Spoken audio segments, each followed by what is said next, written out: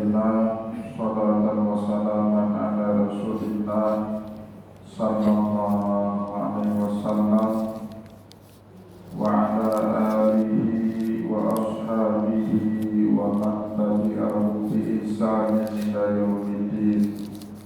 Tsumma amma ba'du. Puji dan syukur senantiasa dan tidak pernah bosan-bosannya kita panjatkan kehadiran Sang Maha Pencipta Allah Subhanahu wa Ta'ala, yang mana dengan limpahan karunia-Nya, rahmat-Nya, hidayah-Nya serta anugerah-Nya kepada kita semua, kita kembali masih diberi kesempatan, kesehatan dan usia panjang oleh Allah untuk sama-sama dan senantiasa mengabdikan diri kita di jalannya dengan menjalankan segala perintahnya dan menjauhi semua larangannya. Salawat dan salam juga tidak pernah pula kita aturkan kepada junjungan alam Nabi besar Muhammad sallallahu alaihi wasallam, di mana beliau telah bersabda dalam satu hadisnya, man arada dunya fa'alaihi bil ilmi wa man arada al-akhirata fa'alaihi bil ilmi wa man arada huma fa'alaihi bil ilmi. Barang siapa yang mau bahagia di dunia, caranya dengan ilmu, dan bagi barang siapa yang mau bahagia di akhirat, juga caranya dengan ilmu. Dan bagi barang siapa saja yang mau bahagia di dunia dan akhirat, juga caranya dengan ilmu pengetahuan. Bapak Ibu kaum muslimin dan muslimat jamaah salat subuh yang diberkati dan dimuliakan oleh Allah, mari pada kesempatan subuh yang penuh dengan keberkahan ini, tanggal 16 Sya'ban, menjelang kembali kita masuknya ke bulan suci Ramadan, mari sama-sama sebelum kita mulai pengajian kita pada kesempatan subuh ini, kita berdoa dengan doa yang selalu menjadi harapan Rasulullah di bulan Sya'ban. Allahumma barik lana fi Sya'ban wa ballighna Ramadan. Ya Allah, berkatilah kami di bulan Sya'ban ini dan panjangkanlah usia kami sampai ke bulan suci Ramadan. Amin ya rabbal alamin. Bapak Ibu kaum muslimin dan muslimat jamaah pengajian yang dimuliakan oleh Allah, mari pada kesempatan subuh kali ini kita kembali sambil niat iktikaf, kita kembali melanjutkan pengajian peradaban dan kebudayaan Islam kita dengan kitab Al-Muqaddimah karya Imam Ibnu Khaldun rahimahullahu ta'ala anhu.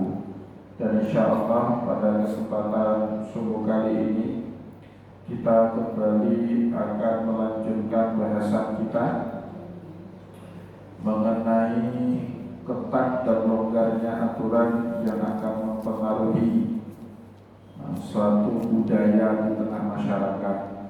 Jika terlalu daerah atau di suatu tempat menetapkan aturannya terlalu longgar, di satu sisi yang namanya kebebasan itu akan terjadi, tapi di sisi yang lain hanya akan menyebabkan kebebasan itu pada suatu hari membuat orang malas, membuat orang merasa terlalu bebas dan bisa melakukan apapun yang dia inginkan. Namun juga sebaliknya, jika di suatu tempat atau di satu organisasi aturan yang diterapkan terlalu ketat, maka juga akan bisa mematahkan semangat orang-orang yang bekerja di dalam organisasi tersebut.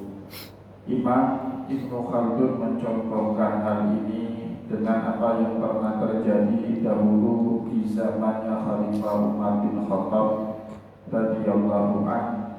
Ya, pada pertemuan yang lalu kita sudah baca riwayatnya dalam suatu peperangan yang disebut Yaumal Qadisiyah, perang Qadisiyah antara kaum mukminin melawan Raja Sasani yang bernama Al-Jalinus.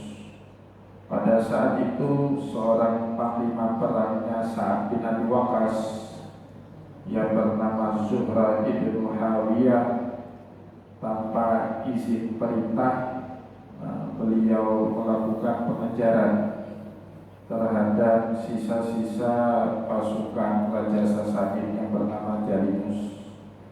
Dan akhirnya Zuhra bin Muhawiyah tanpa izin perintah atasan berhasil menangkap, membunuh, dan berhasil juga memperoleh harta ghanimah atau harta rampasan perang dengan jumlah yang sangat besar.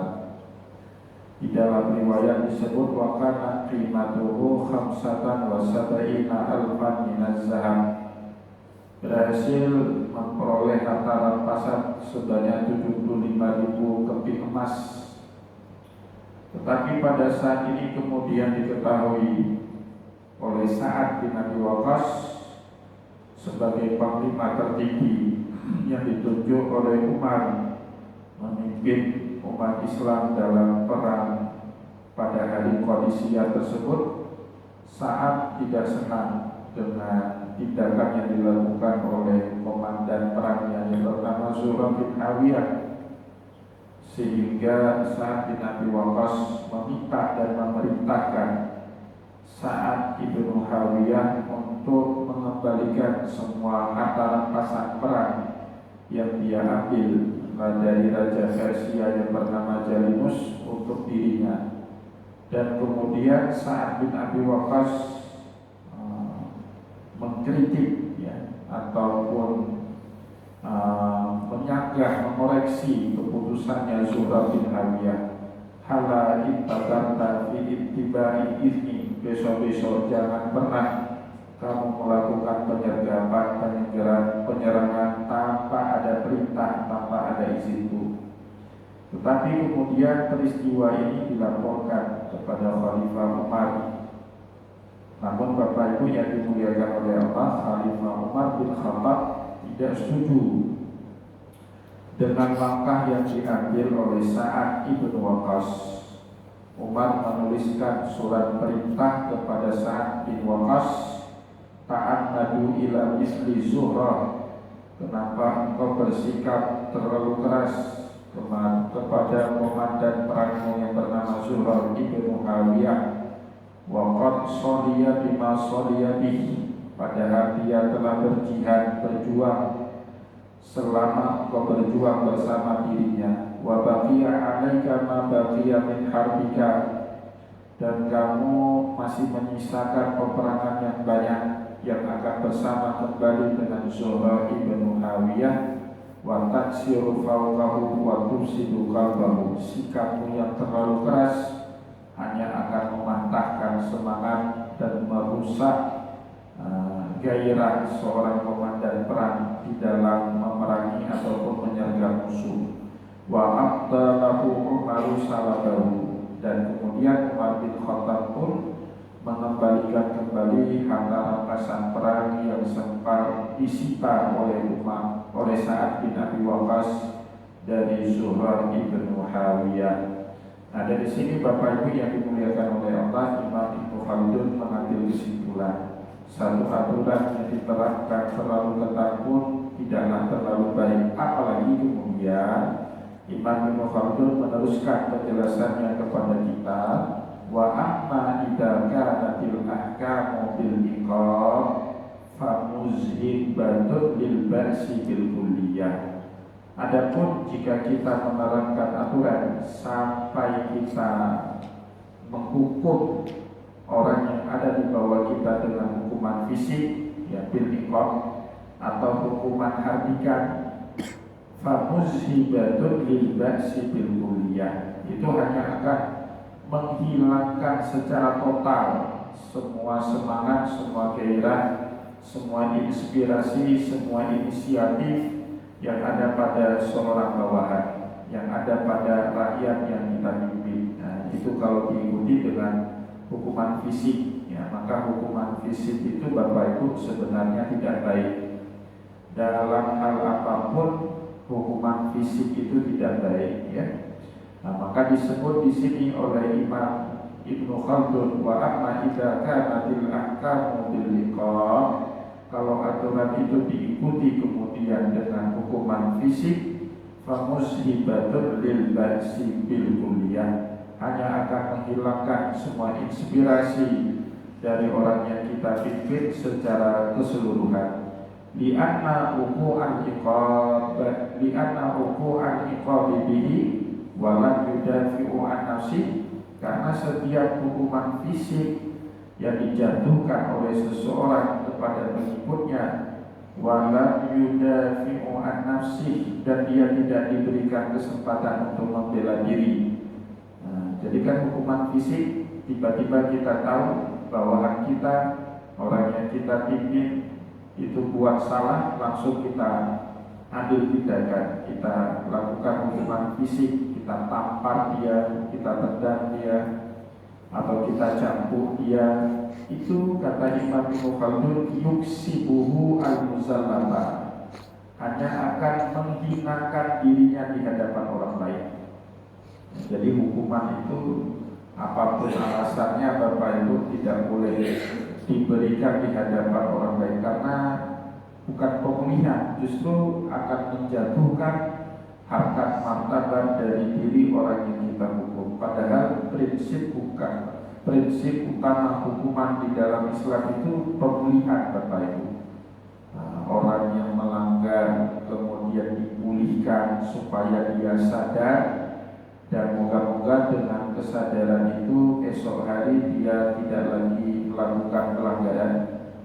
Dan sebaliknya, orang yang dilanggar pun Bapak Ibu kemudian dipulihkan hak-haknya dengan dipertemukan dengan orang yang telah melanggar haknya tersebut. Itu prinsip di dalam Islam. Maka di dalam Islam itu ada yang disebut dengan sulhun. Jangankan menghukum orang, bahkan menegur dan memberi nasihat kepada orang lain pun dilarang. Kalau secara spesifik ya Bapak, beda ya kalau ini dalam halaqah taklim atau dalam majelis pengajian, itu kan nasihatnya secara umum, tidak ada yang terkena khusus dari kalimat-kalimat nasihat seorang guru. Tapi beda halnya kalau kita sudah mengarah kepada satu orang, itu dilarang keras di dalam agama diberikan di hadapan orang banyak. Kenapa demikian? Yuksibuhu al-muzallata, itu hanya akan menghinakan orang tersebut di hadapan orang ramai. Jadi orang yang diberi nasihat atau ditegur di hadapan orang ramai, dia membaca teguran atau nasihat itu bukan sebagai nasihat. Yang pertama, dia membacanya sebagai tindakan menggurui dirinya.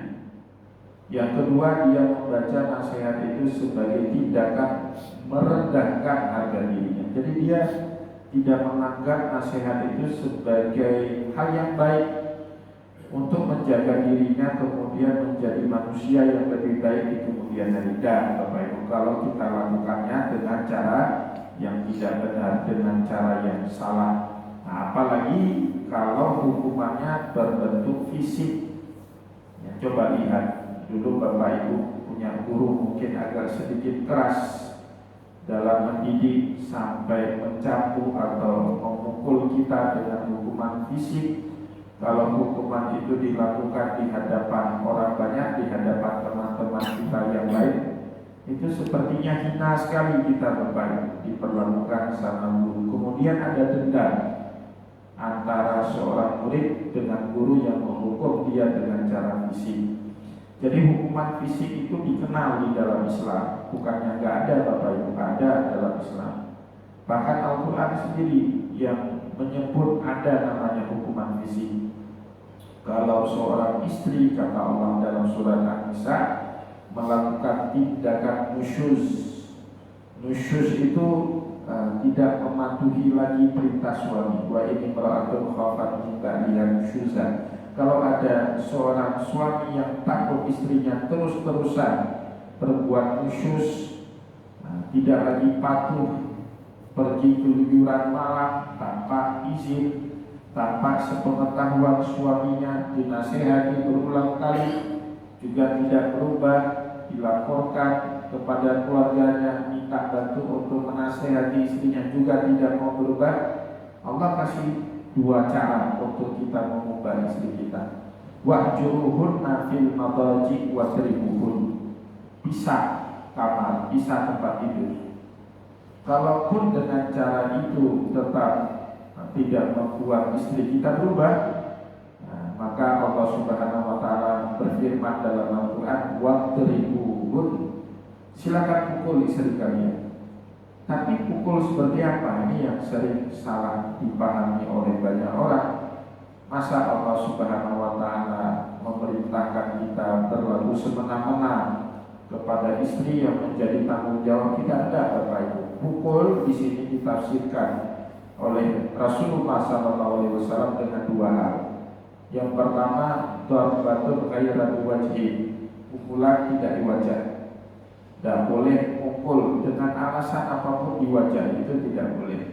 Pukul anak di wajah tidak boleh, pukul istri di wajah tidak boleh, apalagi pukul orang lain. Bapak Ibu, apa yang istilahnya tempeleng, itu tidak diizinkan dalam syariat. Karena wajah itu kalau dipukul pasti akan menyebabkan kehinaan kepada orang yang kita pukul. Dia akan merasa terhinakan. Kemudian pasti orang itu akan dendam karena dianggap sebagai pelecehan kalau mukul di wajah. Yang kedua, terdapat ghairul mubadih, pukulan yang tidak menyisakan bekas. Jangan sampai berbekas. Kalau berbekas, Bapak Ibu, berarti mukulnya bermasalah sih. Jangan sampai meninggalkan bekas. Itu dua cara memukul yang diajarkan kepada kita oleh Rasulullah Sallallahu Alaihi Wasallam. Maka Bapak Ibu, saya kalau ditanyai sama para jamaah, Pak Ustadz, ini anak saya dikasari sama suaminya, KDRT. Itu KDRT itu nggak ada obat, Bapak Ibu.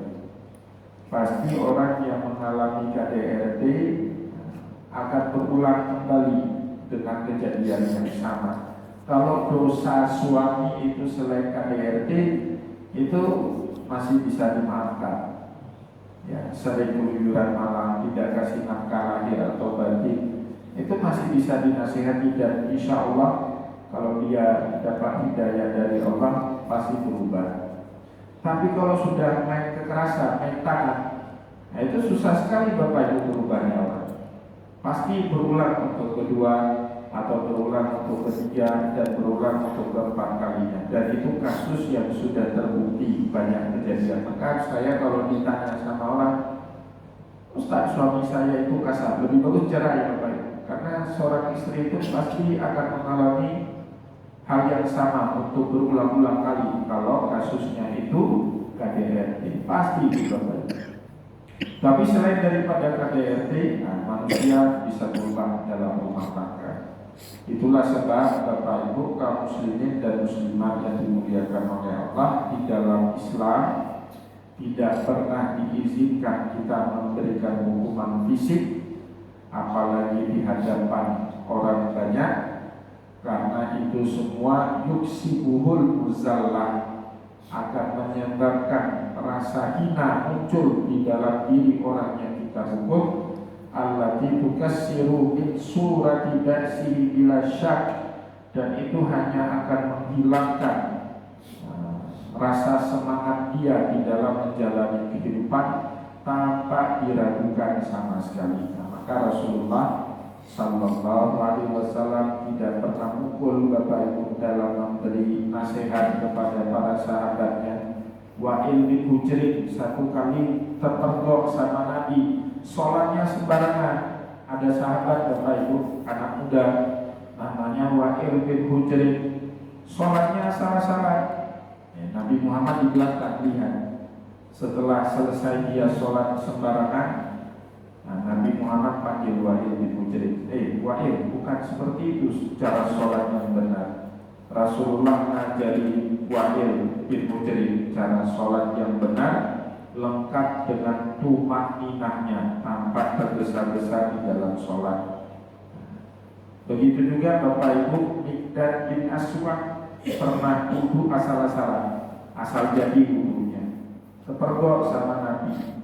Rasulullah SAW tegur Wa'il atau Miqdad bin Aswad, kalau wudu tidak boleh sembarangan seperti ini, diajari cara wudu yang benar. Atau bahkan Muawiyah bin Hakam As-Sulami satu hari buat kesalahan. Di dalam sholat yang dilarang berbicara, justru Muawiyah bin Hakam As-Sulami berbicara, Bapak Ibu. Nah, setelah sholat, Rasulullah SAW menegur Wa'il atau Muawiyah bin Hakam As-Sulami. Nah, di situ kemudian Muawiyah bin Hakam As-Sulami berkata, "Fawallahi, demi Allah, ma wajadtu mu'alliman ahsana minhu la qablahu wala ba'dahu." Demi Allah, aku tidak pernah menemukan seorang guru yang lebih baik, yang lebih bijak dari Rasulullah, tidak setelah peristiwa itu ataupun tidak juga sebelum peristiwa itu terjadi. Sebelum peristiwa Wa'il berbicara dengan sengaja di dalam sholat, kata Wa'il apa? "Fawallahi ma darabani wala syatamani wala sabbani." Demi Allah, hari itu Nabi Muhammad tidak menghardiku, tidak merendahkan diriku, apalagi sampai memukul diriku. Nah, itu tidak dilakukan sama sekali oleh Rasulullah. Tidak merendahkan orang lain, tidak mencela orang yang melakukan kesalahan, apalagi sampai harus memukul sahabatnya yang melakukan tindakan-tindakan yang dianggap keliru di dalam syariat. Nah, Rasulullah, kata Wa'il bin Hujr, cuma berkata, "Inna hadhihi shalah la yuslamu fiha syai'un min kalamin nas." Salat ini kalau sudah dikerjakan, tidak lagi boleh kalian ucapkan perkataan yang sering kalian ucapkan di luar sholat. Nah, kalau di dalam sholat nggak boleh lagi ngomong yang gagah. Nah, innama hiya tasbih wa tahmid wa qiraatul Quran. Kalaupun kalian mau mengucapkan sesuatu dengan jahar di dalam sholat, maka banyak-banyaklah bertahmid, bertasbih, dan membaca ayat Al-Quran. Nah, Nabi Muhammad direct, apa yang ingin dia sampaikan itu yang disampaikan. Jadi beliau memilah antara emosi dengan substansi, Bapak Ibu. Kadang-kadang kita mau memberikan nasihat, kita tahu ini orang salah, tahu, tapi karena ketahuan kita terhadap kesalahan yang dia buat, kadang-kadang itu memicu emosi di dalam diri kita, sehingga Bapak Ibu kita tidak lagi bisa menyampaikan yang substansi karena emosi tadi.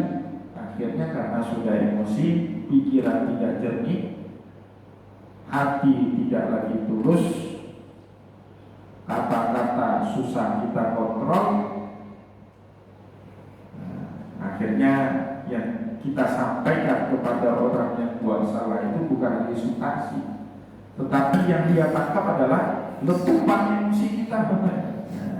Jadi kemampuan untuk memilah yang emosi dengan substansi itu menjadi sangat penting, terutama pada saat kita mau menyampaikan suatu hal yang baik, yang benar, yang kita ketahui. Jadi pada saat kita tahu orang yang buat salah, kita langsung redam emosi kita, karena kesalahan orang itu pasti akan memancing emosi. Mana ada kesalahan yang nggak memancing emosi, Bapak Ibu?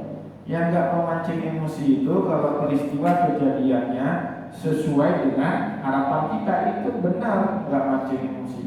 Bapak Ibu pergi ke masjid, rapi, masjidnya bersih, wangi, AC-nya hidup, lampunya sudah hidup, yang imamnya datang tepat waktu, ya. Tapi suatu hari Bapak Ibu sebagai BKM masjid datang ke masjid, sudah masuk waktu azan, tapi masjid masih gelap, masih belum hidup, maka bahkan di mana-mana ada sampah. Setelah dibersihkan, kita sendiri yang azan dan iqamat, imamnya juga belum datang. Itu kan nggak benar itu. Dan itu memancing betul emosi sebagai ketua BKM. Nyopul, tunggu, lapen. Tapi Bapak Ibu, kalau kemudian datang imamnya yang kita dahulukan emosi kita, itu sudah head to head kita sama imam. Kenapa kamu nggak datang? Sampai saya hari ini terpaksa jadi imam. Nah, itu udah selesai, susah diperbaiki. Kenapa? Seharusnya yang kita sampaikan kepada Pak Imam yang hari itu kebetulan telah datang, substansi masalah. Kita tanya, Pak Imam, kenapa selalu telah datang? Nah, mungkin Pak Imamnya ada penjelasan. Sebenarnya saya sudah mau datang cepat tadi, nah, tapi bahan motor saya bocor di tengah jalan. Nah, kan ada penjelasannya. Boleh jadi penjelasan itu logis dan bisa kita terima sebagai alasan, Bapak Ibu. Nah, tapi kalau kita dahulukan emosi, biasanya substansi tidak akan sampai kepada orang yang ingin kita beri nasihat. Maka oleh sebab itu di dalam agama, ya, Imam bin Khaldun menyampaikan kepada kita, jangan sampai aturan itu diikuti dengan hukuman fisik, apalagi jika hukuman fisik dan hukuman hakikat itu diberikan di hadapan publik, di hadapan orang ramai, itu tidak memulihkan orang yang kita hukum. Hukuman itu kan tujuannya bukan hanya mendera, membuat dia jera, bukan. Hukuman tujuan kita menghukum seseorang agar dia pulih dari sikap dia yang sering melanggar aturan. Kan itu tujuannya. Apa gunanya hukuman yang ketat tetapi semua orang melanggar? Nggak ada gunanya. Aturan itu dibuat dengan tujuan orang disiplin. Ya, yang dulunya Pak Imamnya sering telat, kalau dengan aturan itu makin gak datang ke masjid, berarti kan hukumannya gak benar gitu kan. Aturannya gak benar. Seharusnya dengan aturan disiplin itu Pak Imamnya selalu datang ke masjid tepat waktu untuk memimpin pelaksanaan sholat berjamaah dalam contoh yang kita beri tadi. Bapak Ibu kaum muslimin dan muslimat, jamaah pengajian yang dimuliakan oleh Allah, kita cukupkan bacaan kita pada kesempatan subuh kali ini. Insyaallah pada pertemuan yang akan datang baru cara ngatur yang benar menurut sunnah Nabi yang disebut oleh Imam bin Khaldun dengan istilah ahkamu ta'dibiyah wa ta'limiyah, hukuman yang mendidik dan mengajarkan kepada orang. Nah, itu yang sering dilakukan oleh Nabi kepada para sahabat. Jadi ahkamu ta'dibiyah, aturan yang tujuannya mendidik. Bapak itu yang paling bagus, bukan untuk menindas orang yang kita hukum, bukan untuk sewenang-wenang dengan orang yang berbuat salah. Bukan itu tujuan sebuah daripada aturan. Ya, tujuan dari sebuah aturan itu di dalam Islam ta'dibiyah wa ta'limiyah, untuk mendidik dan mengajarkan sesuatu yang benar kepada orang yang sering melanggar dari sebuah aturan. Insyaallah akan kita sampaikan hal tersebut pada pertemuan yang akan datang. Semoga apa yang telah kita sampaikan pada kesempatan subuh kali ini bermanfaat kepada kita semua. Saya mohon maaf jika ada yang tidak berkenan. Wallahu a'lam bishawab. Wa nasrun minallahi wa barakatuh. Wassalamualaikum warahmatullahi wabarakatuh.